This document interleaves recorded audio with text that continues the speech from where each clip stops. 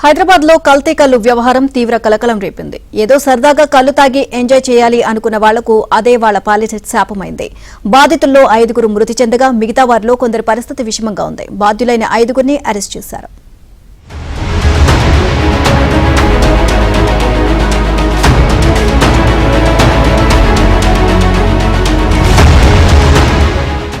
హైదరాబాద్ లో కల్తీ కల్లు వ్యవహారం కలకలం రేపుతోంది.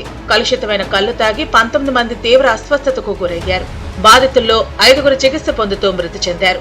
ఈ క్రమంలో చికిత్స పొందుతున్న కల్లు బాధితులని మంత్రి జూపల్లి పరామర్శించారు. ఘటనపై ప్రభుత్వం వెంటనే స్పందించిందన్నారు. మెరుగైన చికిత్స కోసం బాధితులను నిమ్స్ కు తరలించి వైద్యం అందిస్తున్నట్లు తెలిపారు.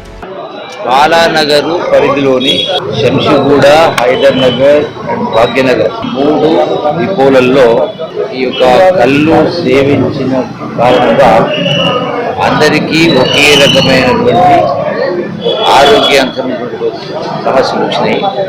19 మందికి వాంతులు విరోచనాల సందర్భంలో ఇందులో అందరినీ కూడా నిన్ననే సమాచారం రాగానే 15 అంబులెన్సులు తక్షణమే వాళ్ళందరూ తీసుకొచ్చి ఇక్కడ నిమ్స్ లో అడ్మిట్ చేయడం జరిగింది. వీళ్ళందరి ఆరోగ్యం నిలకడగా ఉంది. కల్తీ కల్లు తాగి మృతి చెందిన వారి కుటుంబాలకు రాష్ట్ర ప్రభుత్వం ₹1 కోటి పరిహారం చెల్లించాలని BJP MP Etela Rajender demand చేశారు. ప్రభుత్వం నిజాలు దాచాలని చూస్తోందని ఆరోపించారు. కల్తీ కల్లు ఎప్పటి నుంచి అమ్మారు, ఎంతమంది తాగారు అనే పూర్తి సమాచారాన్ని ప్రభుత్వం సేకరించాలన్నారు.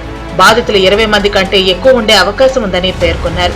కెమికల్ టెస్టింగ్ అయితే తప్ప దేనివల్ల ఎంత ఎఫెక్ట్ ఇచ్చిందని చెప్పి వాళ్ళు అనాల్సిన చెప్తున్నారు. ఏది ఏమైనప్పటికీ కూడా కల్తీ కళ్ళు తాగి పెద్ద సంఖ్యలో ఇవాళ ఎఫెక్ట్ అయింది. అలా 3 చనిపోయినట్టుగా చెప్తా ఉన్నారు. ఒకరిద్దరు ఇళ్ళనే చనిపోయినట్టుగా, ఒకరేమో హాస్పిటల్కి వెళ్ళమని చెప్తా ఉన్నారు. ఇంకా క్రిటికల్ ఉంది కాబట్టి ప్రభుత్వం